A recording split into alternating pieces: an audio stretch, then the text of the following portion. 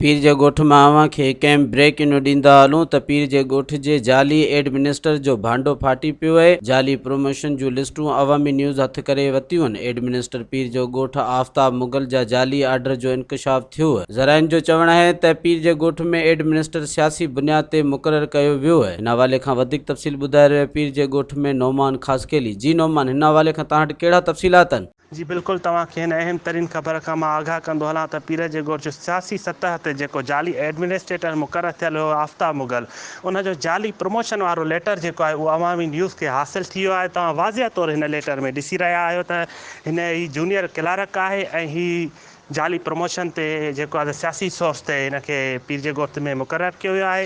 ऐं हितां जो मुसलसल 4 महीननि खां वठी मुक़ररु थियण खां बाद में मुलाज़िमनि जूं 8 खां 10,000 12,000 15,000 पघारूं कटींदो पियो रहे। मुलाज़िमनि जा जेके हथ आहिनि उहे मथे ते। पीर ॻोठ जी ॿुधाए वञे तारीख़ में ईअं कॾहिं न आहे थियो। शहर जी सूरत हाल बि तव्हांखे ॿुधाईंदा हलूं त तमामु घणी सूरत हाल ख़राबु रही आहे। ईद जे मौक़े ते, ईद खां पहिरियां जेके नाला आहिनि उहे उथली पिया आहिनि, रोडनि ते पाणी अची वियो आहे, आवाम तमामु घणी तकलीफ़ खे मुंहुं ॾेई रहियो आहे। ऐं हिन एडमिनिस्ट्रेटर जे अॻियां, ही सियासी एडमिनिस्ट्रेटर जे अॻियां DC खैरपुर बि बेवस बणियल आहे। DC खैरपुर जो को वस न पियो हले। ही पियो चए त मूंखे कोई बि कुझु नथो करे सघे।